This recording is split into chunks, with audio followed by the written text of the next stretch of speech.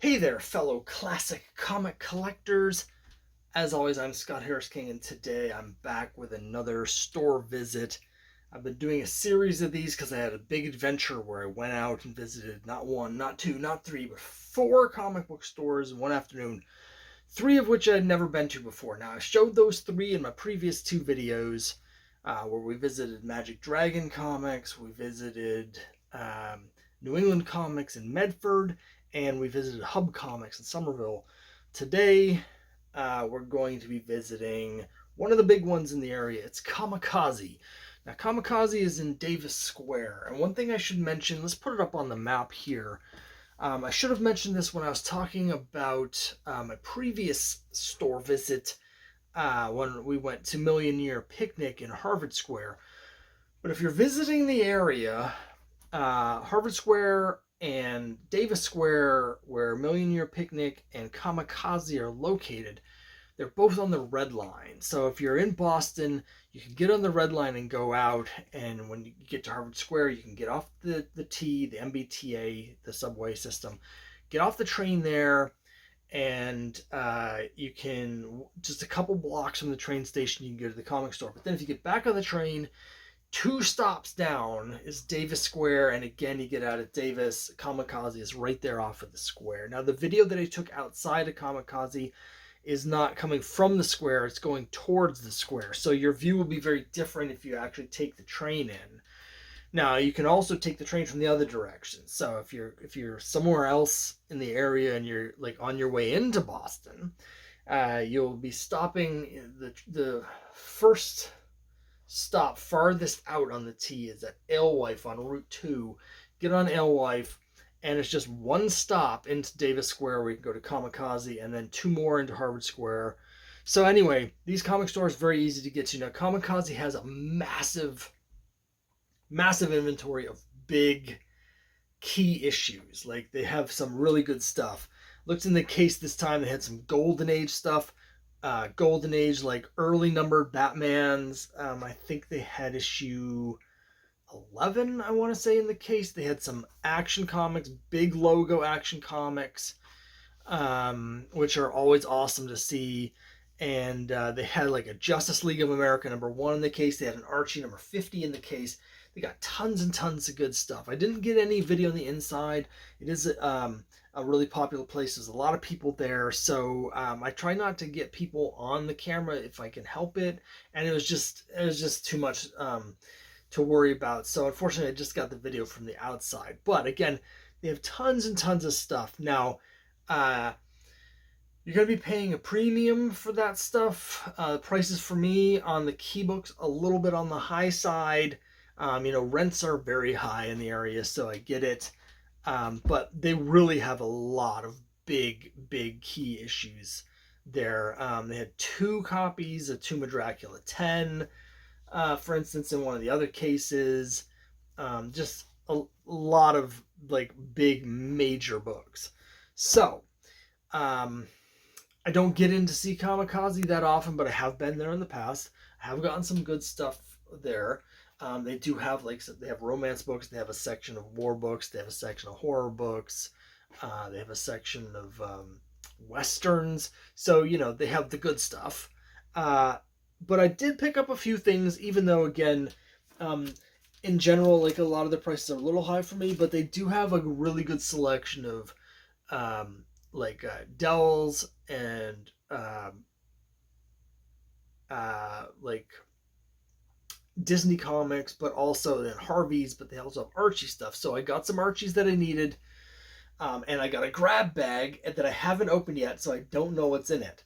So let's start with the stuff that I do know. Now, in one of my previous couple of videos, I picked up a couple issues of Savage Sword of Conan. I'm starting to get down there. I'm only missing haven't really checked, but I think I'm only missing 12 or 13 issues at this point. I got 2 of the higher numbered issues. They start to get hard to find when you get up past 200, and increasingly more and more difficult to find. So I got issue 217 here. And then 219, which says that it's going to be Conan meeting Solomon Kane. which is a little bit odd. Now the Savage Sword of Conan stuff, I've been trying to spend like $5 or less, and usually less for these because my budget's not big for these. But for these issues, I put out a little bit more. 217 is $7, 219 is $8. Again, they are harder to find, which is why I don't have them yet when I have almost the whole run. So you don't see these that often. I picked them up, and I'm starting to get down there. I'm missing several issues at the end of the run, and I'm missing a couple issues at the beginning of the run, and almost nothing in between. I think at this point I have issues like 50 to 196 or something all in a row. It's just the stuff at either end that I'm missing. But some point soon, I've really got to start focusing down on this, because the issues that I'm missing, some of them are harder to find, but none of them are that expensive. I do have the last issue already, 235, which I just saw at a store the other day for $120. Have that one. I'm missing 234, so that's probably going to be the hardest one for me to get. But happy to get these. Also happy I got some really cool old Archie books, and I mean old stuff. Post-code, but just barely, because this is issue 75 of Archie, which is right after the code came in. So it's cover dated July, August. I think that's 55. I think this is right when the code came in. I believe the first code issue is just before this. I'm not sure which one it is, but it's right around here. 74, 75 is right when the code first came in. So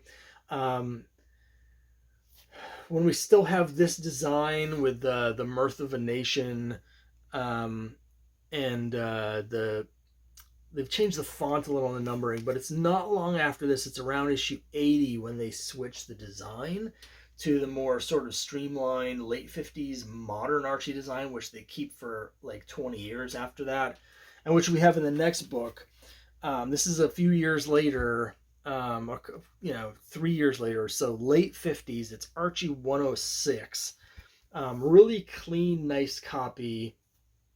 Now, I paid $25 for this. It's lower grade, but solid. They did have a number 70, which I'm also missing.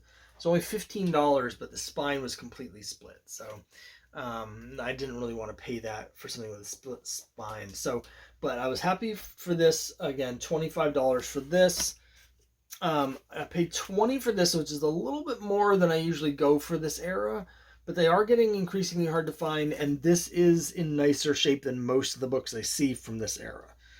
It's a very clean, nice, sharp copy. 106. And then a lower grade beat up copy, but an issue that I was missing from my checklist. It was only $6. It's 146. So I've got to check these off my checklist soon before I forget. It's not that often these days where I get issues of Archie that I need for my collection. I'm trying to get issues 50 and up.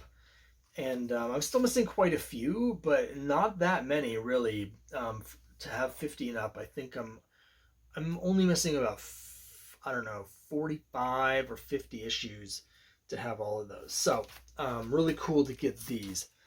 And then finally, I mentioned a grab bag. Now, they had outside the store, they had all of these grab bags. There's a lot of Archie grab bags. They were like stuff from the 70s, late 60s, and I really wish I could see what was inside, because there are a handful, of course, of issues from that time period that are worth money. Now, the grab bags were $10 each for 4 comics. But for some reason, this one was priced at $8 instead of $10. It's the only one that was priced at $8. It's got 4 comics in it. It says it's a Bronze Age grab bag. And as you can see, I mean, this is really more Copper Age, but they have a Spectacular Spider-Man 137 on this side. It says $10, but the other side has a price that says $8, right? So why did I get this? Well, it's because of what's on the other side. It's Star Spangled War Stories 143 with Enemy Ace. So I figured, you know what? Even if the 2 books in the middle are total crap, for $8, I'm happy just getting this one. I don't care at all about this. I'm not a Spider-Man guy. Certainly not a Spectacular Spider-Man guy from this era. I've seen all the Sal Buscema Spider-Man that I can handle. One thing that is cool about this, though, is that this is right after I quit reading Spectacular Spider-Man. I did read Spider-Man for about 3 years when I first got into comics, and it just wasn't for me. And I quit just before this. So this is dated 88, April 88. And it's got a kid's name written on it. Here, Dempsey. That's not something you typically see when you get to this point, because at this point people are buying most of their comics. Most people are getting them from the LCS, from the direct market. They're bagging and they're boarding them. So it's cool to see some kid, even in the late 80s, is still writing their name on the front cover. So that's cool. So what are the 2 books in the middle? I don't know. I'm going to open it right now while we're talking, if I can get this tape open, and we're going to find out together what's inside. All right, I had to pause that to do that because getting that tape off was a lot harder than I expected. But we've got the Spectacular Spider-Man 137. This is going to just go right in my bin of stuff to give away. We've got the Star Spangled War Stories 143 with Enemy Ace. Very exciting. So, have not looked at the other 2 books. I'm going to pull the first one out of the bag without looking. And here it is. It's a back cover. Now I can tell it's from the mid-80s. And, it's interesting. It's actually, it's Incredible Hulk 337 with an X Factor crossover. Interesting. I thought this was... Yeah, so the cover is by Geiger for some reason, but the interior is actually by Todd McFarlane. So it's a McFarlane Hulk during his brief run in the book. I mean, it's beat up. It's too bad it's not a 340, but that's a cool book. And then the other one in here is a legitimate Bronze Age book. It's Karate Kid number 8.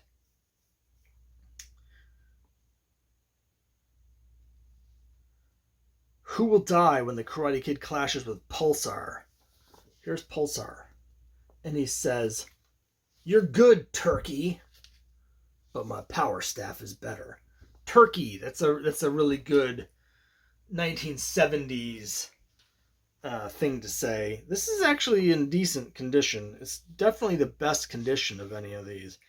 Now, I talked with Metarog about Karate Kid when we were doing our read-through or commentary on Richard Dragon, Kung Fu Fighter. But and my understanding is that it's crap. I have read the first issue of Karate Kid way back in the 80s, but I haven't read any of them since. I've never gotten any of them, probably because when I read the issue in the 80s, I thought it sucked. But I was a kid then, so who knows? So this is interesting. I'll definitely be reading this. These books, the Hulk 337, Spectacular Spider-Man 137, and probably this Karate Kid 8. You can probably expect that these will go in some kind of mystery box giveaway. I'm probably just going to give this away to some lucky viewer at some point, along with other stuff I need to move on to a better home. But, hey, I'm happy with this. It's low grade, beat up, stained, wrinkled, but it's Star Spangled War Stories with Enemy Ace by the great Joe Kubert, with this tremendous logo, which I love so much. So, all in all, really happy with my purchases from Comicazi. So, that's it for this time. Let me know what you think down below, and I'll see you next time.